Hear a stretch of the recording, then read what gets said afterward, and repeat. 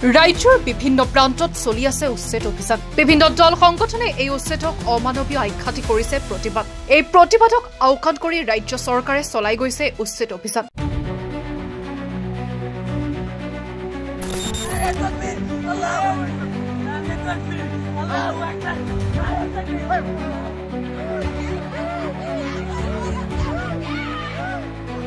বনাঞ্চল আৰু চৰকাৰী ভূমি বেদখল মুক্ত নোহোৱালৈকে উচ্ছেদ চলি থাকিব বুলি ঘোষণা কৰিছে ৰাজ্য চৰকাৰে। গতিকে আৰু কিমান দিনলৈ ৰাজ্যৰ কোন কোন স্থানত উচ্ছেদ চলিব তাৰ ঠিকনা নাই। পিছে বেদখলকাৰীসকলে ঘৰ মাটি হেৰুৱাই এতিয়া ক'ত আশ্ৰয় লৈছে?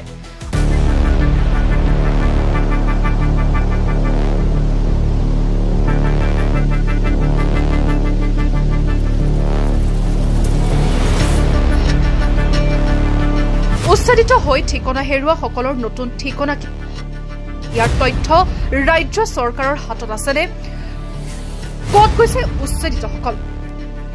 কলিয়াবৰৰ ৰাজপথত দেখা গৈছে ঘৰুৱা সা সামগ্ৰী আৰু মানুহৰ বোজা কঢ়িয়াই নিয়া বাহনৰ শাৰী।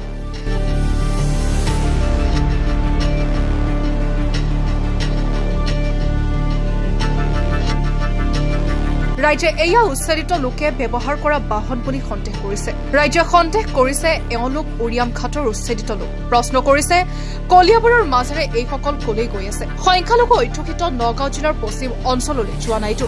যদি গৈছে তেন্তে তাত পুনৰ আৰম্ভ হ'ব নতুনকৈ বেদখল। ৰাজ্য চৰকাৰে এই বিষয়টোত গুৰুত্ব প্ৰদান কৰা উচিত বুলি বিবেচনা কৰিছে সচেতন মহলে।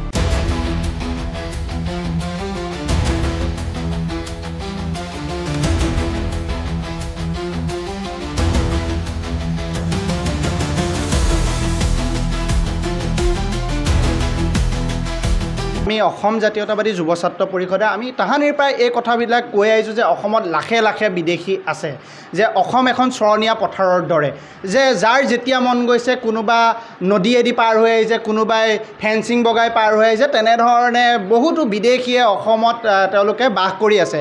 গতিকে যি এই বৰ্তমানৰ চৰকাৰখনে যি উচ্ছেদৰ সিদ্ধান্ত লৈছে বা উচ্ছেদ কৰিছে বা বিদেশী চিনাক্ত কৰিছে, ইয়াক আমি আগৰ পৰাই এই কথা বতৰাবিলাক কৈ আহিছোঁ যে উচ্ছেদ কৰিব লাগে। আৰু য'ৰ বিদেশী হিচাপে যদি চিনাক্ত হয়, ধৰক যদি বাংলাদেশৰ বিদেশী হিচাপে চিনাক্ত হয় তেনেহ'লে তেওঁলোকক বাংলাদেশলৈ পঠাই দিব লাগে। য'ৰ পৰা আহিছে তেওঁলোকক তালৈ পঠিয়াই দিয়াৰ ব্যৱস্থা কৰিব লাগে।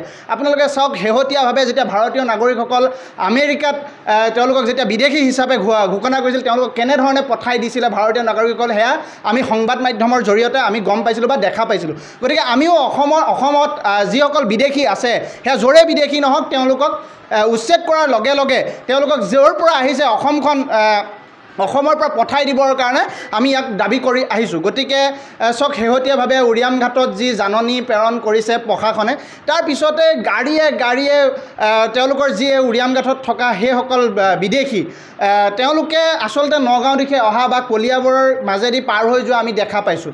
গতিকে এইসকল ক'লৈ যাব, ক'ত থাকিব?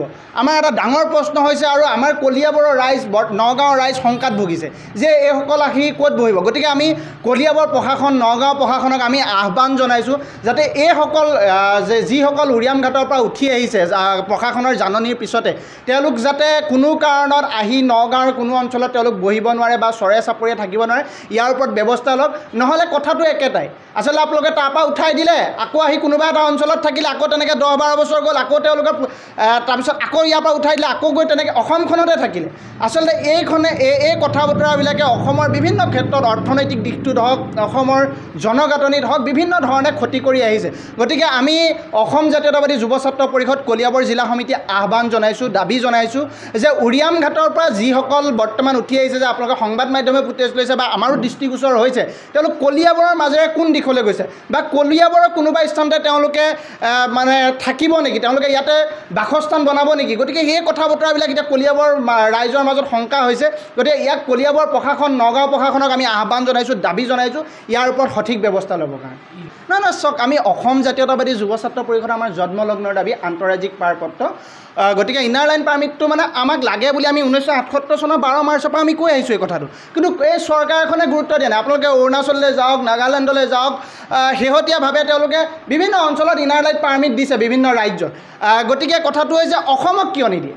অসম চৰণীয়া পথাৰৰ নিচিনা হৈ আছে নহয় যাৰ মন গৈছে আহিছে যাৰ মাটি ঠেলিব মন গৈছে ঠেলিছে তেনেকুৱা ধৰণৰ কথা বতৰাবিলাক হৈ আছে গতিকে আন্তঃৰাজ্যিক পাৰপত্ৰৰ ব্যৱস্থা কৰিব লাগে ইয়াৰ আমাৰ অসম জাতীয়তাবাদী যুৱ ছাত্ৰ পৰিষদৰ জন্মলগ্নৰ দাবী ইয়াৰ ওপৰত আমি প্ৰত্যেক বছৰে আমি বিভিন্ন কাৰ্যসূচী লৈ আহিছোঁ আৰু চৰকাৰক পুনৰ দাবী জনাইছোঁ আচলতে আন্তঃৰাজ্যিক পাৰপত্ৰ ব্যৱস্থা নথকাৰ কাৰণে আজি অসম চৰণীয়া পথাৰলৈ ৰূপান্তৰ হৈছে